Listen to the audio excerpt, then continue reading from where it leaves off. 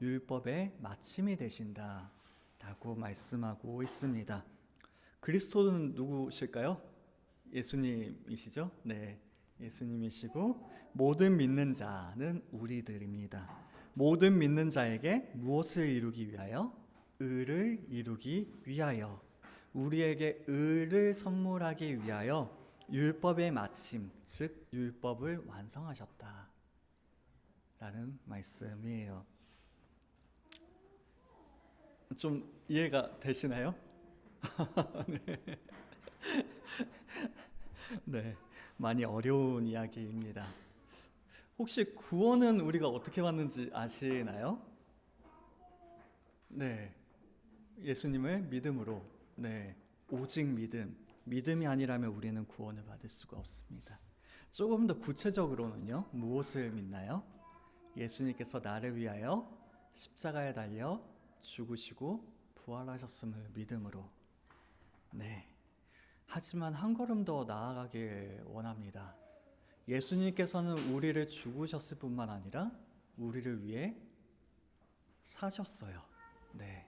그게 부활, 다시 사심을 이야기하는 것이 아니라 이 땅에 오셔서 살아오신 그 모든 생애가 우리를 위한 삶이었음을 오늘 함께 나누어 보고자 하는 것입니다.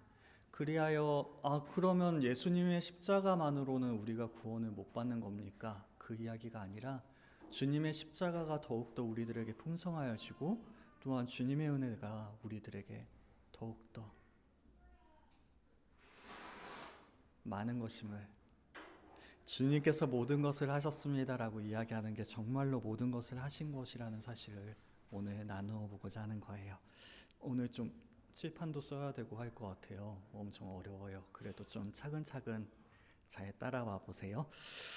네, 선물을 받는 일은 언제나 기분 좋은 일이 되는 것 같습니다. 물론 좋지 않은 의도가 담겨 있는 선물은 받고 싶지는 않지만, 우리를 좋아하는 사람, 우리를 사랑하는 사람이 우리에게 주는 선물은 언제나 좋은 것일 것이기에 우리는 즐거움 속에서 그 선물을 받게 되는 것입니다. 그렇게 생각해 보니까요, 선물 받는 일에서 중요한 게 내가 무엇을 받느냐 보다는 이것을 준 사람의 마음이 무엇인가가 더 중요한 것 같아요. 비록 이것이 막 좋은 것이든 나쁜 것이든 상관없이 정말 마음이 담겨서 나에게 전해지는 것이라면 우리를 기쁘게 해주는 것 같습니다. 그래서 그 마음을 아는 것이 우리에게 얼마나 중요한가, 그 마음을 헤아리는 것이 얼마나 우리를 기쁘고 즐겁게 하는가를 나누어 보고자 하는 것입니다. 때때로 가장 작은 선물이 우리들에게 가장 큰 선물이 되기도 해요. 저도 이런 선물을 받은 적이 있습니다.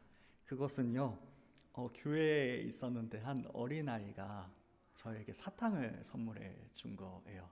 아주 작은 건데 그 아이의 두 손에는 각각 하나씩의 사탕이, 네, 아이들 아시죠? 정말 다시는 이걸 놓치지 않겠다는 듯이 꽉 잡고 있었습니다. 왜요? 아이에겐 이게 너무 소중한 거거든요. 근데 그 사탕을 들고 있던 아이가 그 아이의 어머니와 무언가를 이야기하기 시작했습니다. 그러더니 저에게 다가와 두 개 중에 하나를 내미는 거였어요. 제가 그 사탕을 받고 얼마나 사탕이 무겁던지 네. 어른들에게야 사탕은 별게 아닌데요, 아이에게는 세상을 다 준다 그래도 바꾸고 싶지 않은 게 사탕이에요. 즉 아이에게는 이 세상보다 더 중요하고 소중한 게 사탕이라는 겁니다. 근데 그 사탕 하나를 저에게 준 거예요. 물론 어머니와의 무슨 대화가 있었는지는 잘 모르겠어요. 나중에 하나 더 챙겨주겠다는 모종의 계약이 있었는지는 잘 모르겠지만, 그래도 그 아이가 저에게 그 소중하게 꽉 쥐고 있던 사탕을 하나 주었다는 것은 정말 아이의 모든 마음을 저에게 전해준 것 같았습니다. 그 아이에게 있어서 그 사탕이 가장 큰 것임을 알았기 때문에 그 사탕이 소중한 것이라는 것을 또한 알게 된 것이죠. 어른의 입장에선 정말 아주 작은 아무것도 아닌 사탕일지라도 그것은 너무나도 귀중한 선물임을 알게 되는 것입니다. 뿐만 아닙니다. 때때로 우리들은 가치 없는 선물을 받았지만 그 선물이 가장 소중한 선물이 되어지기도 합니다. 만일 우리가 허름하고 쓸모없는 물건을 받게 되었다면 우리의 기분은 그리 좋지 않을 것입니다. 하지만 그것이 사연이 있는 물건이라는 사실을 알게 된다면, 가령 할머니의 유품이라든지 어렸을 적 소중한 추억이 담긴 물건이라든지, 혹은 다른 사람들이 알지 못하는 자신만의 이야기가 담긴 선물임을 알게 된다면 그것은 더 이상 허름한 것이 아님을 우리는 알게 됩니다. 또한 그것을 우리들에게 전해주기 위해서 얼마나 준비하고 얼마나 노력하고 애썼는지를 깨달아 알게 된다면 그것은 절대로 무가치한 선물임을 아님을 깨달아 알게 되는 것이지요. 오히려 그 허름하고 무가치해 보이는 선물을 진짜 내가 받아도 되는 건가? 라는 생각이 들 정도로 값어치 있고 귀중하게 보게 되는 것입니다. 왜요? 이 선물이 좋은 것이기 때문에? 아니요. 그 선물을 주는 사람의 마음이 너무나도 깊고 크기 때문에. 그래서 그런 것 같아요. 우리 선영이랑 우리 처남이 항상 선물 줄 때 쟤네들 진짜 놀라운 게 뭐냐면 우리한테 필요한 게 뭘까를 평소에 굉장히 유심히 봐요. 네, 그리고 나서 뭘 사줄까, 뭘 해줄까를 항상 고민하고, 이게 마음의 크기거든요. 네, 그래서 참 받을 때마다 물론 표현은 잘 못하지만 그쵸, 엄마 아빠 대단한 사람이죠. 네, 표현은 그렇게까지는 못하지만 그 마음이 정말 크구나라는 걸 항상 생각을 해요. 네, 그렇습니다. 그 사람의 마음을, 주는 사람의 마음을 헤아리게 된다면 우리는 그 선물의 가치가 더욱 크다는 사실을 깨달아 알게 되는 것입니다. 마찬가지입니다. 만일 우리가 선물을 받게 된다면 1차적으로 그 선물로 인하여 즐거워하는 것을 경험하게 될 것입니다. 하지만 우리가 한 걸음 더 나아가게 될 때, 그 선물을 준 사람의 마음까지 알게 될 때에는, 그리고 그 선물에 담겨져 있는 사연이나 의미들을 알게 될 때에는 우리는 즐거움을 넘어서 행복함까지 누리게 되는 것입니다. 우리는 하나님께 놀라운 선물을 받았습니다. 우리의 힘으로는 소유하는 것조차 불가능한 구원을 우리는 선물로 받게 된 것입니다. 우리는 예수 그리스도를 믿음으로 말미암아 구원을 받아 누리게 되었습니다. 근데 참 이상한 것이 한 가지가 있어요. 선물을 하는 사람의 일은 아마도 선물을 주는 것까지일 것입니다. 다시 말해, 선물을 받아서 가지고 가는 일은 선물을 받은 사람이 해야 될 일이에요. 이해되셨나요? 일을 조금 나눠봤어요.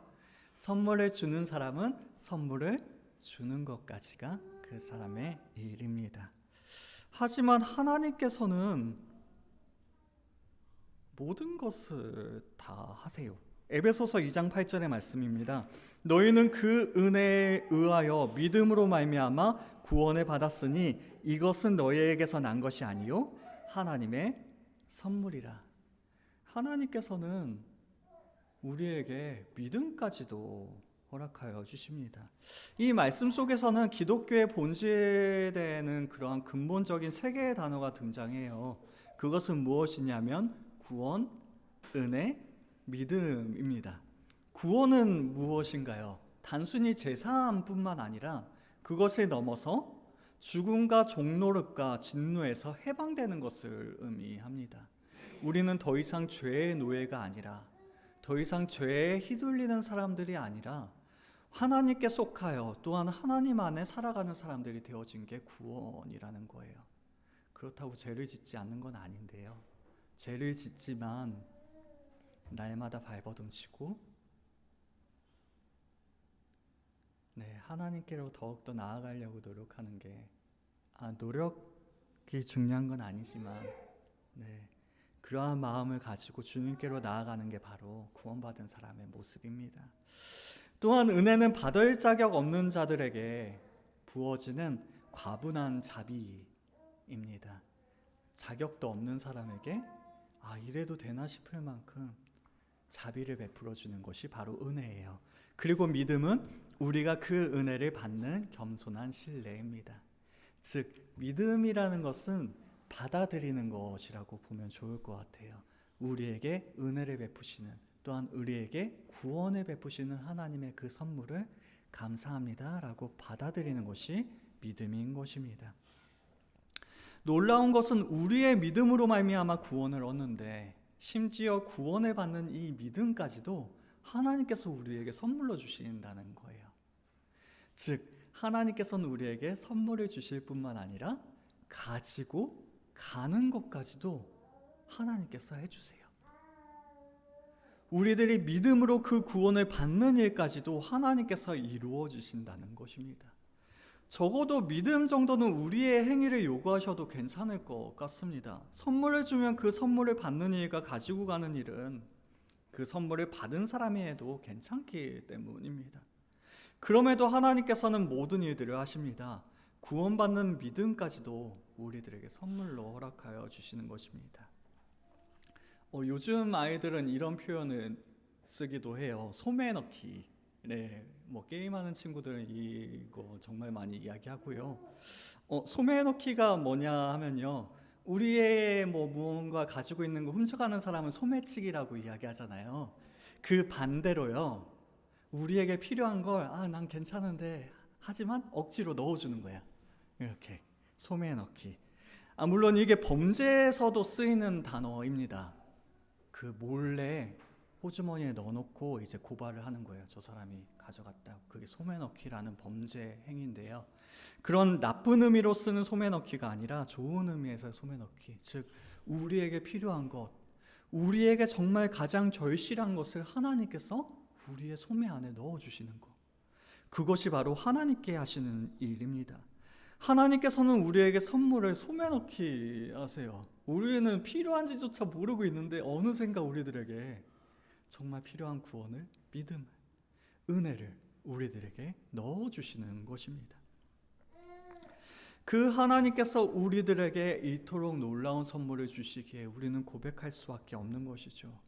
하나님, 정말 제가 이 은혜를 받을 자격도 없는데, 이 구원을 받을 자격도 없는데 이토록 놀라운 선물을 우리들에게 주시는군요 라고 말입니다. 그리고 우리는 모든 것이 은혜라고 이야기하게 됩니다. 하나님께서 모든 것을 다 하셨다는 것이 바로 모든 것이 은혜입니다 라는 표현인 것이죠. 그러하기에 우리는 하나님께서 우리에게 주신 선물이 무엇인지, 그리고 하나님께서 우리에게 선물해 주시기 위하여 어떤 일을 행하셨는지를 알아야 합니다. 그 사실을 알게 될 때 우리는 마치 선물을 주는 사람의 마음을 알았을 때, 그 선물에 담겨져 있는 의미들을 알게 되었을 때 더욱 감동하게 되는 것처럼, 우리 하나님께서 행하신 일을 알게 될 때 우리는 더욱더 감격하고 또한 감사하게 되는 것입니다. 비록 오늘 말씀이 어려운 내용들이지만 이것을 알게 될 때 우리의 마음이 더욱더 풍성하게 되기를 원해요. 또한 그 감사를 하나님께서 더욱더 풍성하게 하여 주실 줄로 믿습니다.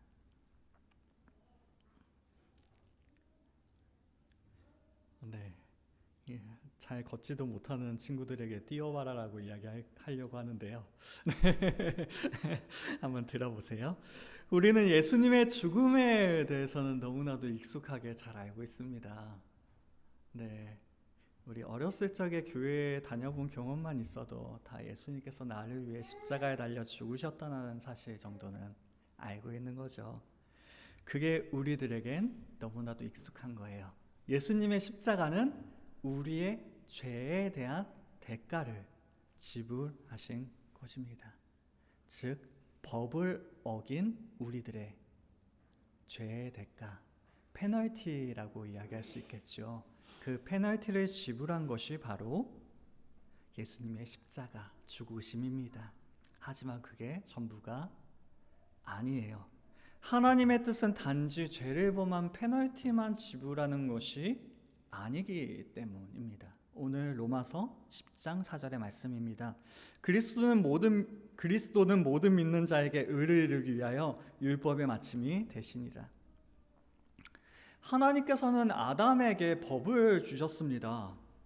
모든 법의 근원은요, 하나님의 도덕적 체계와 권위와 명예에 있으며 하나님의 위상은 아주 작은 법 하나에까지 걸려 있습니다. 다시 말해 하나님께서 법을 세우셨다는 것은 바로 하나님의 권위와 또한 하나님의 위상이 어떠한 것인지를 이 법을 통하여 나타내 보여주시는 것입니다. 그 이야기가 무엇이냐면 우리가 그 법을 지키게 된다면, 그 법을 따르게 된다면 우리는 하나님을 존중하고 하나님을 높이며 하나님께 영광 돌리는 것임을 나타내 볼 수 있게 되는 것이죠. 이해되셨나요? 이 법을 주신 것은 바로 하나님이 어떠한 위상을 가지고 계신지, 어떠한 권위를 가지고 계신지를 이 법을 지키냐, 그렇지 아니하냐를 통하여 나타내 보여 주시는 것입니다. 네. 괜찮아요? 이 정도는 괜찮을 것 같아요. 네. 그래서 우리가 만일 하나님께서 주신 그 법을 그것이 아주 작은 것일지라도 어기게 된다면 그것은 단순히 법을 어긴 것이 아니라 나는 하나님께서 세우신 이 일들을 따르고 싶지 않습니다. 즉 하나님을 거절하게 되는 일이 되어지는 것입니다. 따라서 모든 믿는 사람들의 의는 하나님께서 주신 법을 지킴으로써 하나님을 높이는 것이 우리들의 의가 되어집니다. 다시 한번요.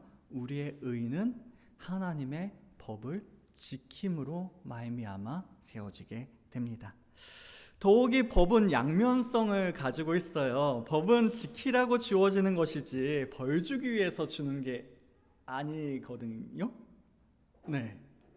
법은 지키라고 주는 것이지 우리를 막 어떻게 하면 골탕 먹이고 어떻게 하면 감옥에 잡아 쳐넣을까라고 만들어진 게 아닙니다. 그럼에도 그 법을 지키지 않았을 때에는 형벌이 뒤따르게 됩니다. 법을 지키는 것과 그것을 지키지 않을 때에 주어지는 형벌, 이것이 바로 법의 기본적인 두 가지 요소예요. 써볼게요. 네. 저 글씨 너무 못 써서 그냥 그렇구나 정도만 봐주세요. 네, 법은요, 지키라는 요구, 긍정적,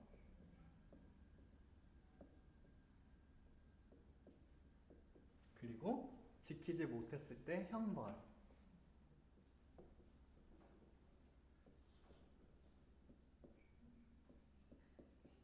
네, 이 두 가지로 이루어지게 됩니다. 네, 이 두 가지만 계속 기억하시면 따라오실 수 있을 것 같아요. 법은요, 긍정적 요구, 지키라.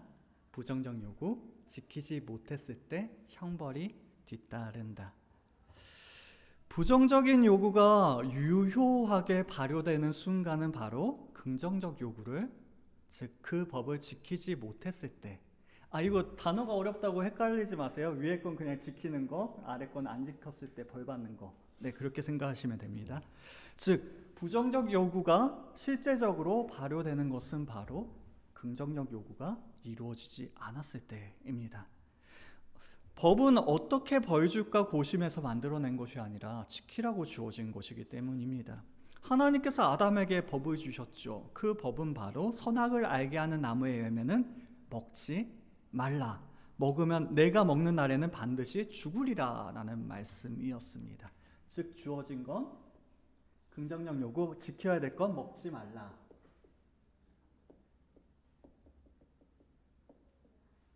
부정적 요구는요, 먹으면 죽으리라. 근데 아담은요, 처음에 선악을 알게 하는 나무를 바라보면서 이 죽음에 대해서 고민할 필요가 전혀 없었어요. 왜요? 그냥 지키기만 하면 됐거든요. 네. 처음 하나님의 법이 주어졌을 때는 그것을 지키기만 하면 되었습니다.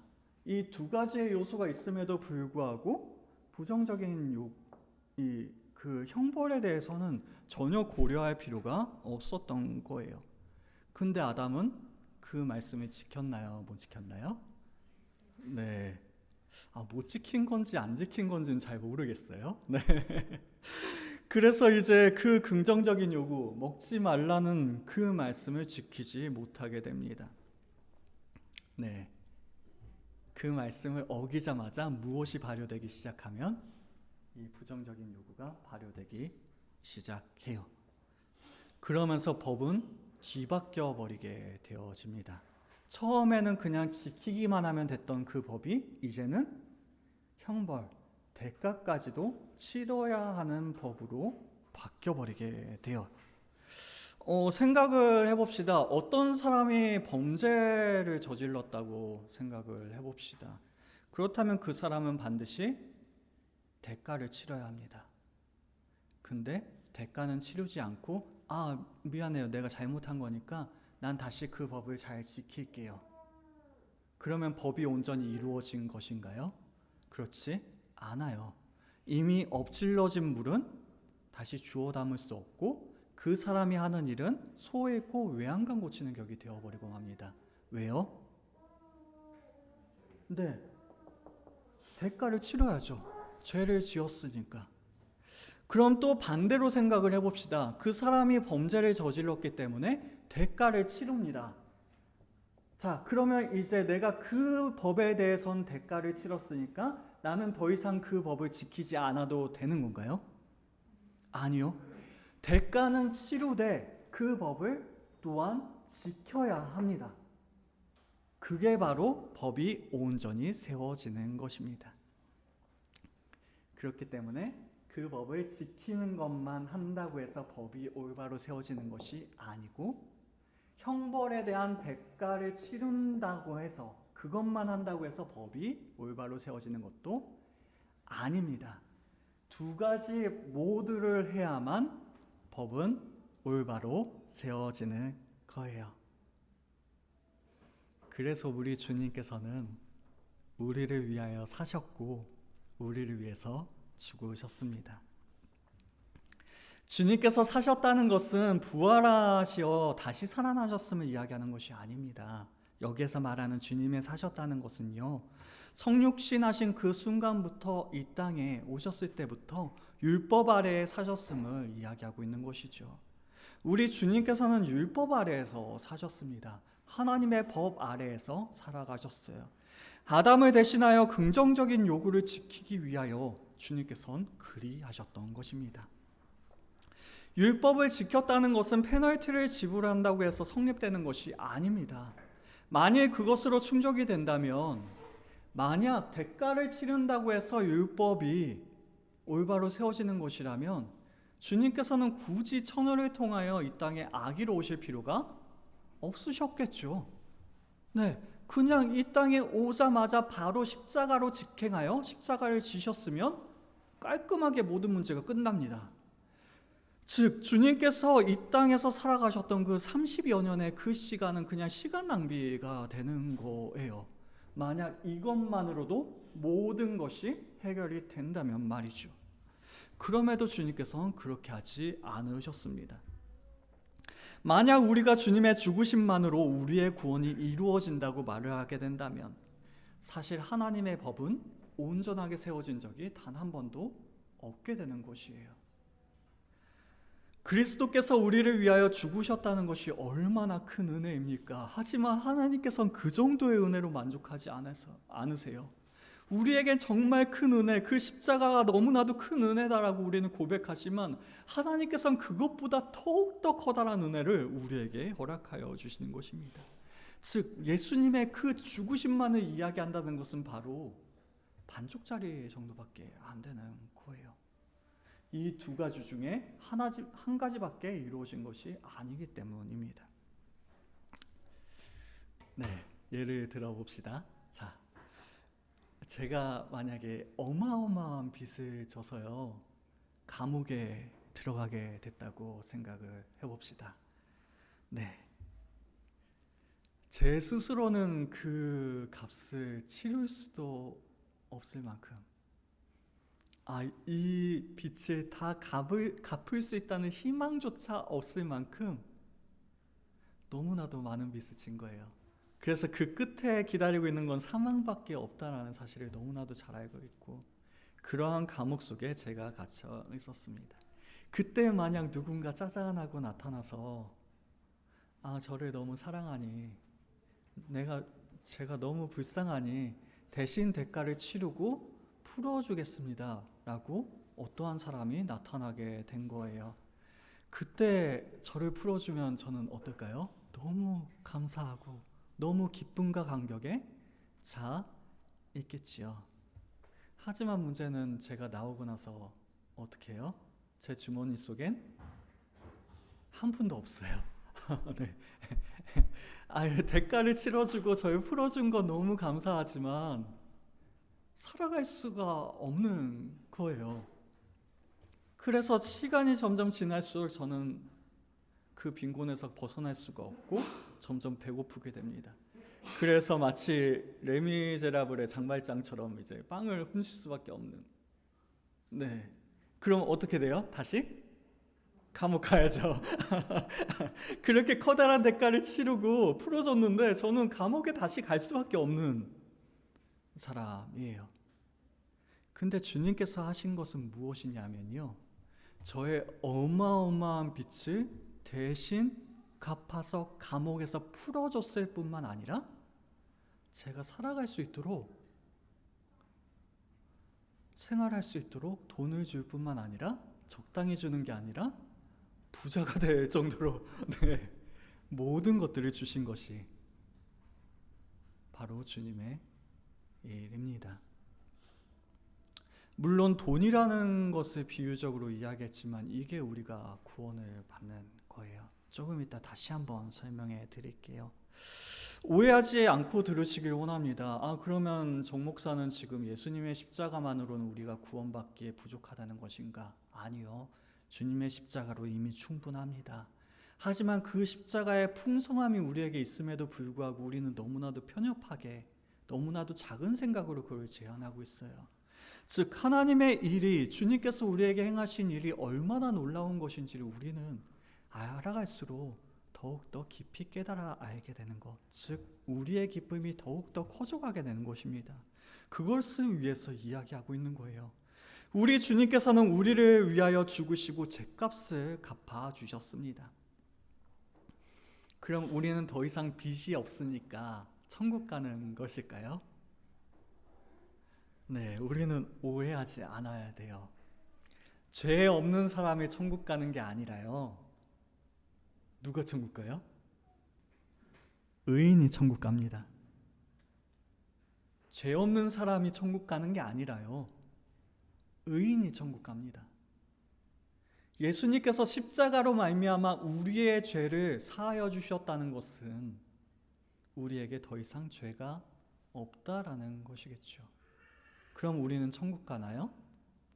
아니요. 죄가 없다고 천국 가는 거 아니에요. 의인이 천국 가는 겁니다. 우리가 죄가 없다는 것은 마치 조금 전에 말씀드린 그 예화처럼 그 많은 빚을 진 저를 빚을 대신 갚아주고 감옥에서 꺼내어 준 것이 죄가 없는 상태입니다. 하지만 여전히 저는 가난하고 쫄쫄 굶고 있는 것이죠. 아직 의인이 아닌 거예요. 죄가 없다고 의인은 아닙니다. 그러한 우리를 위해서 주님께서는 살아주셔요. 다시 로마서 10장 4절의 말씀입니다. 그리스도는 모든 믿는 자에게 의를 이루기 위하여 율법의 마침이 되시니라. 모든 믿는 자에게 의를 이루기 위하여 율법의 마침이 되시니라. 주님께서는 우리의 페널티만을 내주신 것이 아니라 우리의 의까지도 벌어주십니다. 빚을 대신 갚아주실 뿐만 아니라, 우리를 감옥에서 꺼내어 주실 뿐만 아니라 우리가 살아갈 수 있는 비용까지도 지불해 주십니다. 율법의 부정적인 요구와 긍정적인 요구를 모두 다 충족하심으로 그 법을 완성하세요. 네, 그래서 그리스도, 아이고 너무 가까이 썼네요. 너무 크게 썼네요. 네, 그리스도, 네, 사심이 살아갔다라는 이야기예요. 사심, 즉 순종을 통하여 긍정적인 요구를 이루십니다. 그럼 부정적인 요구는요, 형벌은요, 사심의 반대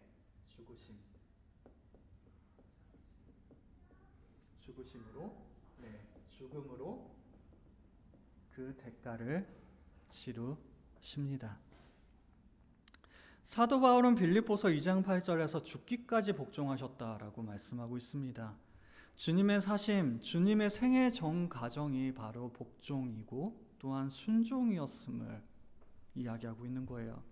순종 중에서 가장 클라이막스가 무엇인가요? 그것은 바로 십자가죠. 네, 죽으심까지도 순종으로 이루신 주님의 일이었습니다.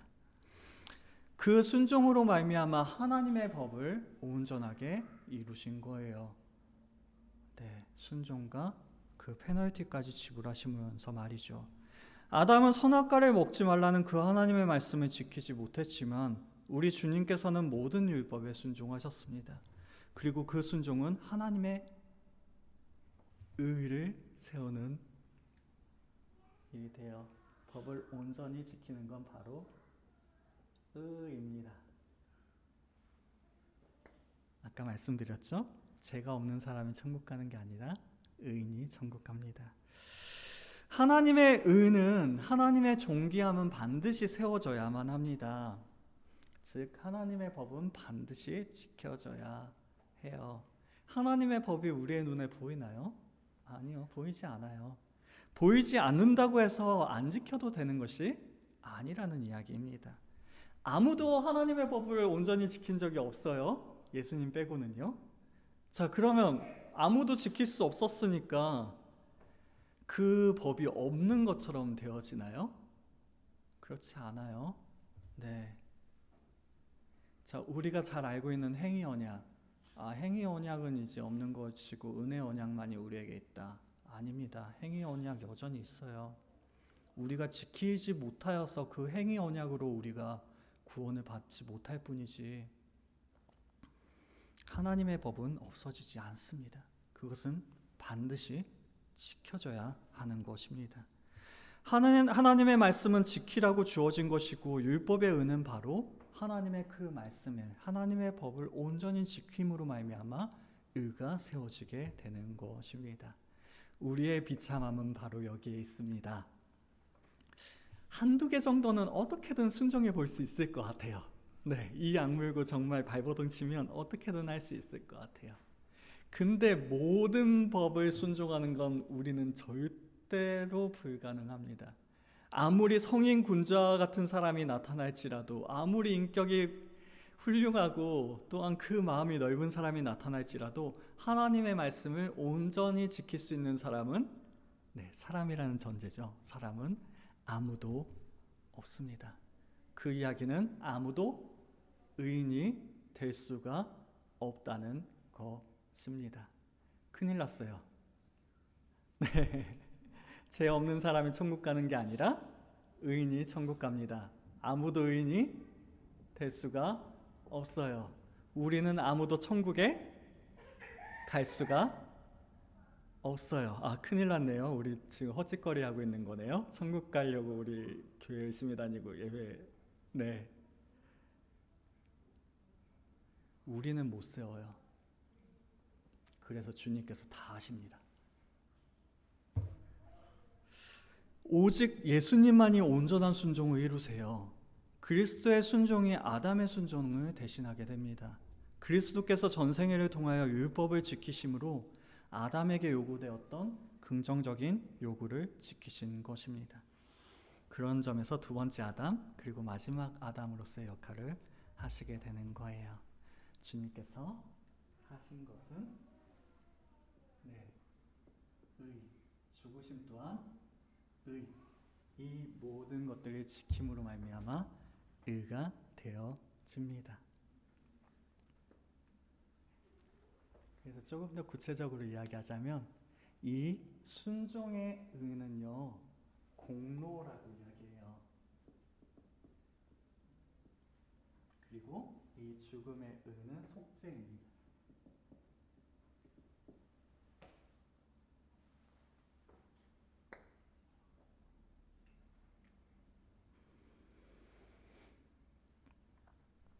우리가 의인이 되기 위해서는요 부정적인 것뿐만이 아니라 긍정적인 것까지도 지켜야 합니다. 그 의의 근거가요 바로 주님의 순종 안에 있어요. 이 순종은 주님께서 인성을 입으시고 이 땅에 오시어 하신 순종입니다. 아담을 대신해서 아담이 되셔서 하신 순종입니다. 다시 말해 인성, 주님의 신성은 당연히 의롭겠죠. 네, 당연히 의롭겠죠. 즉 주님께서 원래 의로우시기 때문에 이 의가 세워진 것이라고 말씀하고 있는 것이 아니에요. 주님께서는 원래 의로우시니까 당연히 의가 있으시겠지가 아니라는 이야기입니다. 이 땅에 오시어 실제로 인성을 입으시고 사람으로서 하나님의 말씀에 순종하심으로 말미암아 이 의를 세우신 것이에요. 이해가 되시죠? 네. 원래 가지고 있는 거 가지고 내가 의롭습니다라고 이야기한 것이 아니라 실제로 그것을 실천하시고 순종하심으로 말미암아 그 행동으로 의를 세우신 거예요. 그래서 공로라고 부릅니다. 주님께서 순종하심으로 의를 이루셨습니다. 십자가만이 중요한 것이 아니라는 이야기예요. 주님께서 이 땅에 사셨던 모든 순간이 심지어 성경에 기록되지 않았던 그 모든 순간까지도 그것이 다 하나님께 순종하는 일이었고 그것이 바로 의를 세우는 일이었습니다. 그것은 주님께서 자신이 십자가만이 우리를 위한 것이다 라고 이야기하는 게 아니에요. 십자가뿐만이 아니라 주님께서 사셨던 그 생애 전체가 누굴 위한 거예요? 네, 나를 위한 것, 우리를 위한 것입니다. 왜냐하면 주님께서 세우신 의가요 우리의 의가 되거든요. 이게 기독교의 진리입니다. 네, 이 자리가 없어서 큰일 났는데 주님의 의를 우리가 어떻게 받냐면 믿음으로. 네, 우리는 의인이 됩니다. 그리고 믿음으로 죄 사함을 얻습니다. 그래서 이 두 가지 모두를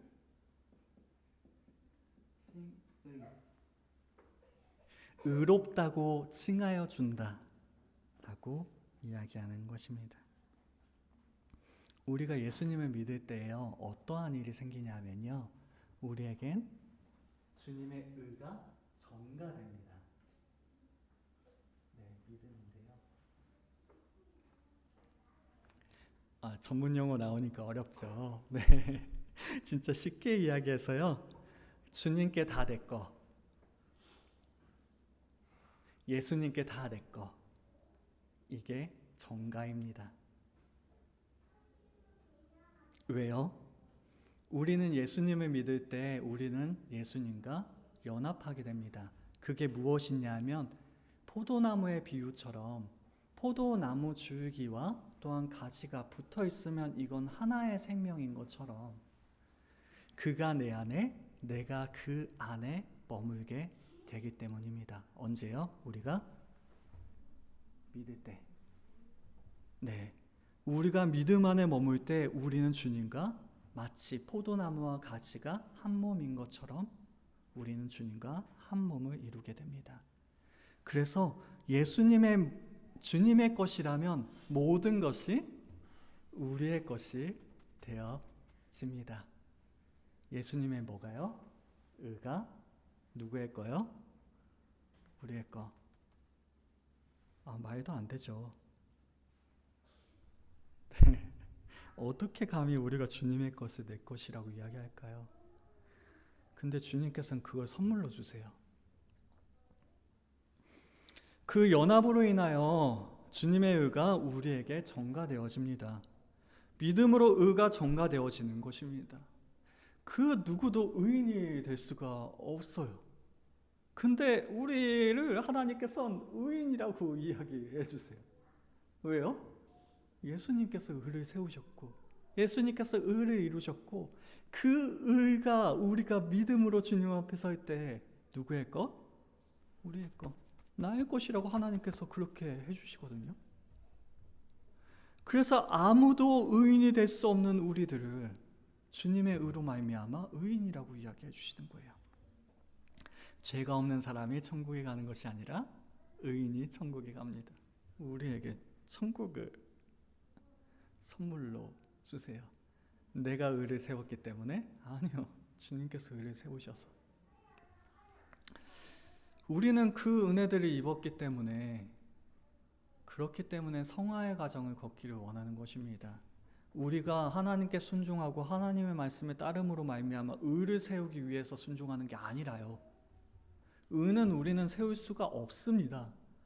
예수님의 의가 아니라면 우리에겐 의가 있을 수조차 없는 사람들이 바로 우리들이에요. 즉 우리의 순종은 단지 그 하나님의 은혜에 감사하여 순종하고 주님 앞에 따르는 어떻게 보면 의인으로서 당연히 맺어야 하는 열매처럼 맺어가는 것일 뿐이지 그것이 우리의 공로가 되지는 않는 것입니다. 그렇습니다. 그렇게 따져보니까 주님께서 다 하셨죠? 네. 심지어 믿음도 선물이라고 이야기하셨죠. 하나님 아무나 못 믿어요. 아시나요? 내가 오늘부터 믿기로 내가 생각하고 내가 다짐했으니까 오늘부터 믿어야지. 100번 해보세요. 안 믿어져요. 네. 하나님께서 선물로 주셔야만 믿을 수 있습니다. 근데 그 하나님께서는요, 인색하지가 않으세요. 우리가 정말 믿기로 원하고 하나님 그 믿음을 선물로 주신다고 하셨는데 나에게도 주십시오라고 간절히 기도하면 하나님 주세요. 이거 되게 소중한 거니까 내가 꽁꽁 싸매고 절대로 안 줘야지. 내가 마음에 드는 사람들만 줘야지. 그러지 않으신다는 거예요. 모든 사람에게 기꺼이 그리고 후히 주고자 하시는 분이 바로 하나님이신 것입니다. 즉 그 믿음까지도 하나님께서 주세요. 하나님께서 모든 것을 다 하십니다. 우리 주님께서는 나를 위해서 죽으셨을 뿐만 아니라 나를 위해서 사셨습니다. 주님의 모든 살아간 시간이 누굴 위한 것? 나를 위한 것. 누군가 평생을 나를 위해서 살았다는 것이 그런 사람이 있다는 게 얼마나 감격적인가요? 또한 우리가 순종함으로 의를 이루는 것이 아니라 주님께서 순종하심으로 의를 이루셨습니다. 우리는 믿음으로 그리스도와 연합하며 또한 주님의 의를 전가받게 됩니다. 주님의 그 의가 이제는 나의 것이라고 하나님께서 말씀해 주세요. 의를 이룰 수조차 없는 사람들을 의인이라고 불러주시고 천국에 들어갈 자격조차 없는 자들에게 천국을 선물로 주십니다. 주님께서 주신 선물이 바로 이러한 거예요. 우리가 모든 것이 은혜라고 말한다는 것은 그냥 적당히 어느 정도가 아니라 정말로 모든 것을 주님께서 다 하셨고 모든 것을 은혜로 우리들에게 허락하여 주셨음을 고백하는 일입니다. 자신의 일평생을 그리고 자신의 생명까지도 우리를 위해 내어주신 것이에요. 네, 말씀을 준비하면서 요즘의 정보는 거의 대부분 유튜브를 통해서 얻는 것 같아요. 유튜브를 보는데 한 7살 정도 된 아이를 입양한 부모의 인터뷰를 보게 되었습니다. 왜 그 인터뷰를 보게 됐냐 하면 아이가 부모를 선택하는 게 아니라 부모가 아이를 선택했구나라는 생각이 문득 들어서요. 네, 하나님께서 우리를 양자 삼아 주셨잖아요. 하나님께서 우리를 택하셨구나라는 생각이 들어서요. 근데 그 아버지가 이제 이야기를 하는 거예요. 입양을 하고 한 1년 정도 지난 시기에 아이가 좀 아파서 병원에 갔다고 합니다. 그 아버지랑 같이요. 양아버지죠. 근데 그곳에서 간호사님이 아이가 너무 씩씩하게 병원 진료를 잘 받으니까 아이한테 물어봤대요. 누구 닮아서 이렇게 귀여워요? 라고 물어봤대요.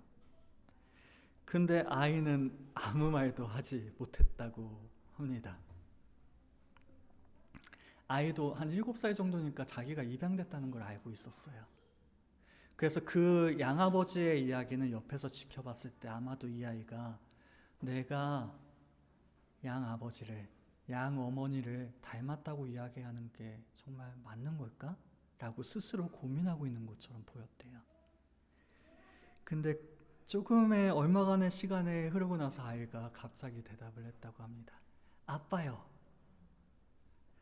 그랬을 때 그 옆에서 이야기를 듣고 있던 그 양아버지는 마치 축포가 터지는 것 같았대요. 네. 마치 막 폭죽이 터지는 것처럼 드디어 한 걸음 뗐구나. 드디어 한 걸음 뗐구나 라고 생각했다고 합니다. 이상해요. 분명히 아이를 위해 희생하고 모든 것들을 내어준 사람은 그 부모였습니다. 그럼에도 아이가 자신을 아빠라고 인정해준다는 사실 때문에 그 사실 하나 때문에 이렇게 기뻐한다는 것이 바로 부모의 마음이 아닐까요? 비록 배 아파 낳은 아이는 아니지만 마음으로 키운 그 아이마저도 사랑하는 것. 하나님께서도 그러하십니다. 하나님을 떠나 죄의 종으로 있던 우리를 자녀 삼아 주세요. 모든 것을 주시며 모든 것을 행하시고 모든 것을 희생하십니다. 그리고 이 아버지처럼요, 우리가 하나님을 아버지라고 부른다는 그 사실 하나만으로 너무나도 감격해 하시고 기뻐하시는 분이 바로 우리 하나님이신 거예요. 그러하게 모든 것을 우리에게 선물로 주십니다. 만약에 하나님께서 내가 너에게 이렇게 많은 것들을 했으니 너가 보답을 해라. 이 정도 줬으면 됐지. 이 정도 키워줬으면 됐지. 이제 너가 나에게 무언가를 주거라. 순종으로 갚아라. 라고 이야기하신다면 아무도 갚을 수도 없을 거고 또한 아무도 의를 세우지 못할 것입니다. 하나님께서는 그렇게 하지 않으세요. 오히려 모든 것들을 우리들에게 내어주시고 심지어 믿음까지도 우리들에게 주시면서 단지 우리가 하나님을 아빠, 아버지라고 부르는 것, 그 사실 하나만으로도 천국에서 막 잔치가 열려요. 그게 바로 하나님의 마음인 것입니다. 즉 우리들에게 선물을 주시는 그 예수님의 마음인 거예요. 바라옵고 원하는 것은 주님께서 우리를 위해 사셨으며 주님께서 우리를 위해 죽으셨음을 믿음으로 붙잡는 우리 모두가 될 수 있길 원합니다. 오늘 설교 제목이 율법의 마침인데요. 사실은 그리스도의 사심이라고 좀 짓고 싶었어요. 예수님께서 날 위해 죽으셨다라는 사실은 우리가 너무나도 잘 알고 있는데 예수님께서 나를 위해 사셨다, 살아가셨다라는 것은 우리가 너무나도 쉽게 잊어버리는 것 같습니다. 우리가 이 사실을 기억하게 될 때 우리는 하나님께서 우리에게 주신 선물이 얼마나 풍성한 것인지를 더욱더 기쁨으로 누리게 될 줄로 믿습니다. 그리하여 더욱 깊은 감격에 빠질 수 있는 우리, 더욱 마음을 다한 감사를 올려드릴 수 있는 우리 모두가 될 수 있길 원해요. 예수님께서 모든 것을 다 하셨습니다. 단지 우리는 주님을 믿기만 하면 됩니다. 믿음마저도 없다면 주님, 나에게 믿음을 주십시오 라고 구하기만 하면 됩니다. 그러면 우리 모두가 하나님의 놀라운 선물 안에 머물게 되는 거예요. 바라고 원하는 것은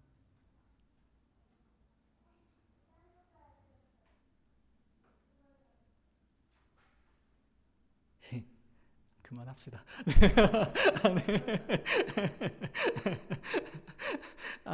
맨날 더 이야기해드리고 싶어가지고 맨날 그러다. 다 이해되셨죠? 네. 이 정도 하시면 신학교 오신 정도 배우신 겁니다. 부모님도 이 이야기 들어보신 적 있으세요?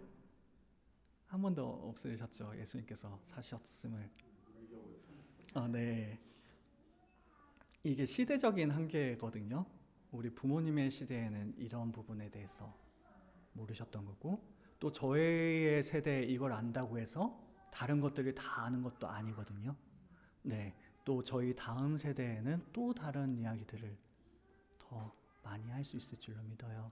그만큼 하나님의 사랑은 도저히 가늠조차 못할 정도로 너무나도 크고요. 우리의 생각으로는 다 이해할 수 없을 정도로 너무나도 깊고 커요. 그 사랑이 우리들에게 선물로 주어집니다. 그러므로 그 하나님을, 우리에게 이토록 놀라운 선물을 주신 그 하나님을 아버지라고 부르고 또한 온전히 붙잡을 수 있는 우리 모두가 되시기를 주님의 이름으로 축원합니다. 함께 기도하시겠습니다. 이 시간 기도하실 때에는 나를 위하여 사셨던 분이 계셨음을 우리가 알 수 있기를, 나를 위하여 모든 것을 내어주신 그분이 계신다는 사실을 우리가 믿을 수 있기를 위하여 이 시간 함께 마음을 모아 기도하시겠습니다.